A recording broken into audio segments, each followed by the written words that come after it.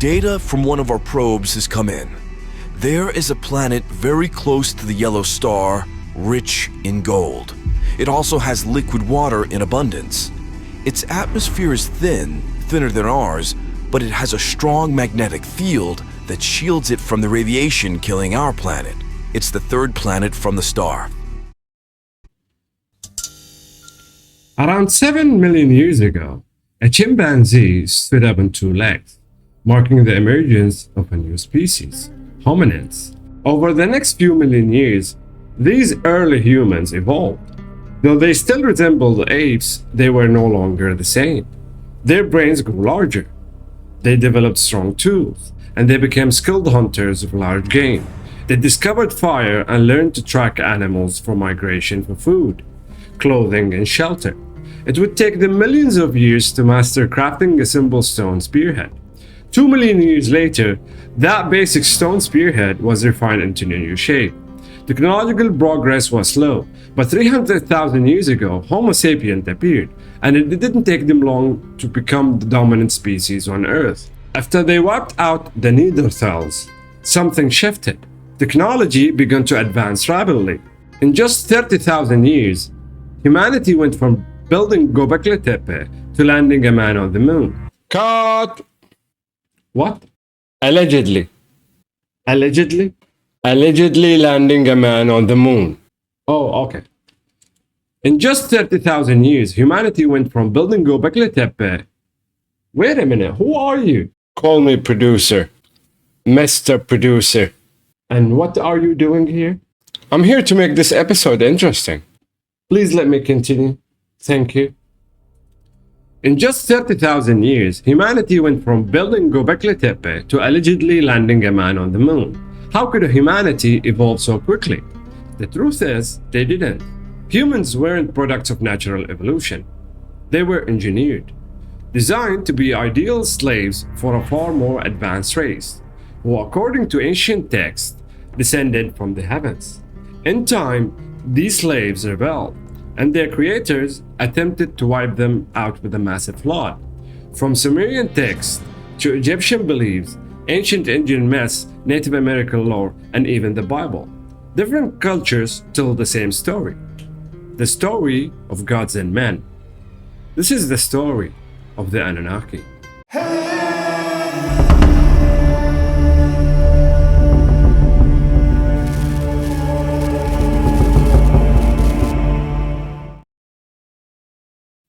Mesopotamia is often called the cradle of civilization. Long before the pyramid towered over Egypt, or Stonehenge even existed, there was Sumer. It was the first real empire in history.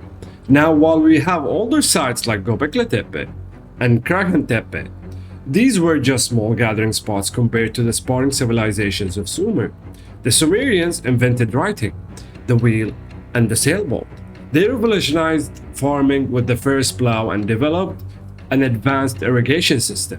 They even came up with the city-states, something that Greek later got credit for.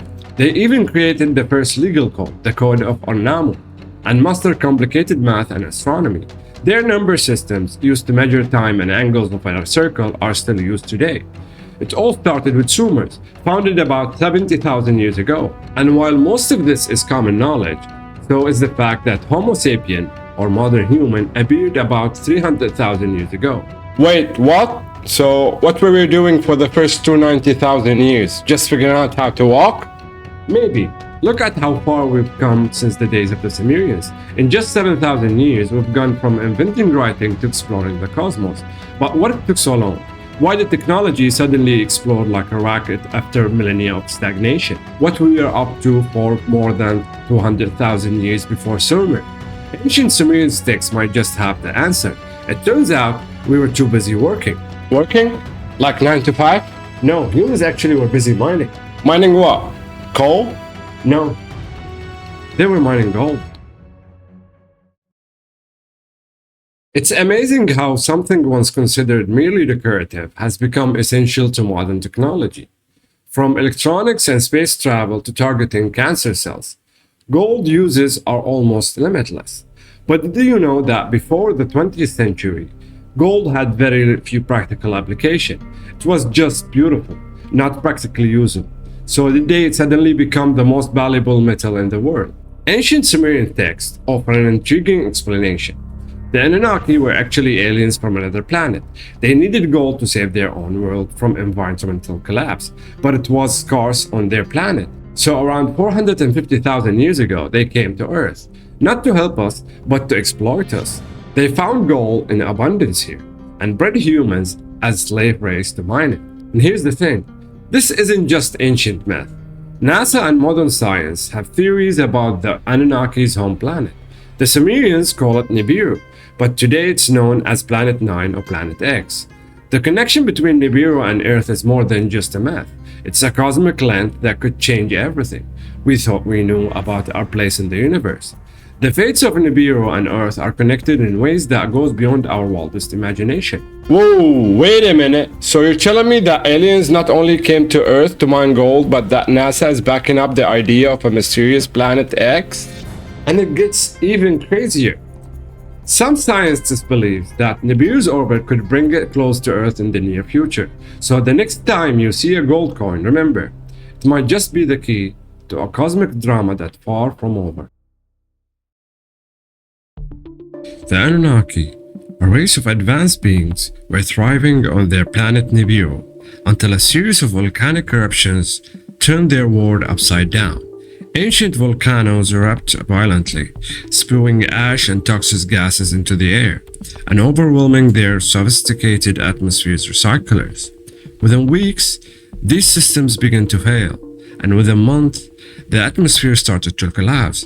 Nibiru's ozone layer was thinning out, and the sky turned a sickly yellow while the once visible twin moons and stars were obscured with haze. For the Anunnaki who lived for 200,000 years, this was a nightmare. The older generations remember a starry night sky, but the younger ones had never seen a single star. Their world was dying, and they knew they were running out of time. In their quest for a solution, their greatest mind turned to ancient texts and countless experiments. Their desperation led them to a surprising discovery: gold. Though rare on Nibiru, was their potential savior. When suspended in atmosphere, microscopic gold particles could reflect and absorb harmful solar and cosmic radiation, potentially stabilizing their deteriorating atmosphere. It was a long shot, but their only hope. So they launched expeditions across the solar system to find gold-rich planets, eventually discovering one that fits the bill. After years of searching and coming up empty, hope was rekindled. One probe reported not only the presence of gold, but also liquid water and a protective magnetic field. The planet was the third one from the star.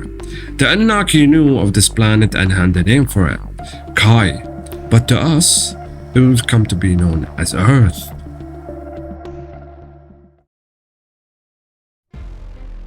The Anunnaki noticed that Earth moves fast. 1 year, one trip around the sun. Nibiru, a different story. One revolution takes 3,600 Earth years, a slow, distant orbit.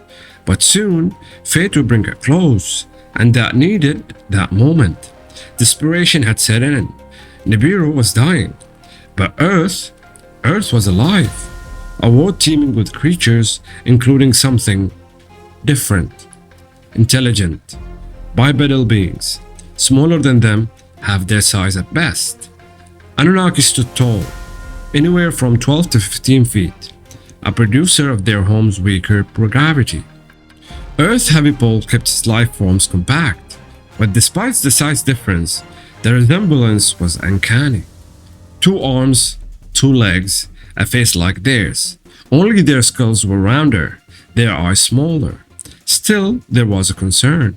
Would these Earthlings be a problem? They were primitive but violent, even eating the flesh of animals. They had no interest in gold, no technology beyond wood and stone, but in large numbers they could be dangerous. That's where the IG came in. The IG had served the Anunnaki for generations. They were their workforce, their enforcers, strong, obedient, unwavering. They could handle any trouble Earth creatures might cause. So the decision was made. 300 Anunnaki, 600 IG, boarded great ships and began the journey sunward, toward Earth. After a brief stop on Mars, they arrived. And what a sight! A vibrant blue-green planet, swirling with white clouds, endless oceans, and landscapes brimming with life. It was beautiful, and that beauty cut a sting. Their home was withering, but Earth was untouched, thriving. But they weren't here to admire it. They had a mission. Gold, the element that could save Nibiru's atmosphere. Their ship scouted for a landing site, finally settling on the fertile lines between two rivers, what would later be called Mesopotamia. There the IG began their work. Now, who were the IG? They were not so different from the Anunnaki. They had conquered them long ago, absorbed them into their empire. They were tall, powerful, with elongated skulls, a trait that would later be echoed in carvings and relics left behind by Earth's early civilizations. But above all, they were slaves. 7 days, that's how long they took to build Eridu, their first city, ruled by Enki, son of Anu. And they did it because they had no choice. The burden was immense, the labor brutal. The Anunnaki were relentless, but Eridu was just the beginning. Once the city was done, the real work began. Digging.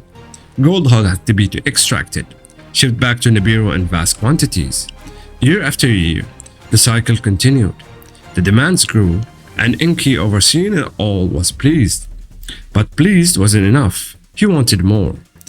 The slave master complied, using an advanced weapon to push the IG past their limits. Enki didn't want to take it this far, but could he afford not to? Nibiru was on the verge of collapse. There was no time for mercy. Then came the whispers.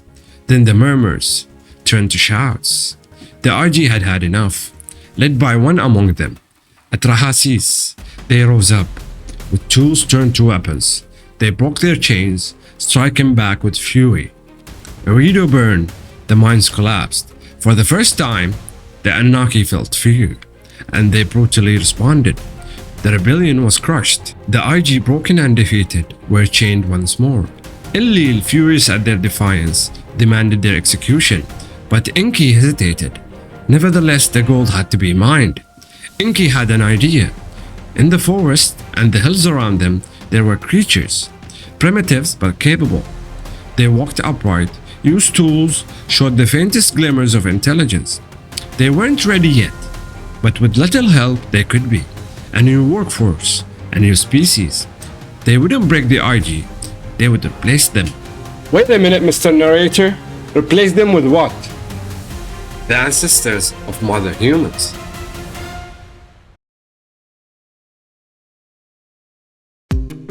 And that, my friend, is just the beginning. We've uncovered the Anunnaki's arrival, their desperate mission, and the rebellion that changed everything. And the real shocker is what they did next. They weren't just mining gold, they were creating something. And trust me, the first human, they weren't exactly what you expect. Because when they played creator, things didn't go as planned. If you thought this was wild, wait until you see what's coming next. Tell me what you think. Hit like, share with someone who needs to hear it, and subscribe, because in the next episode, we're diving into the true origins of humanity. And let's just say, history is not what you think it is. I'm sorry we are ending our episode here, but I had a lot of information to discuss in a single episode.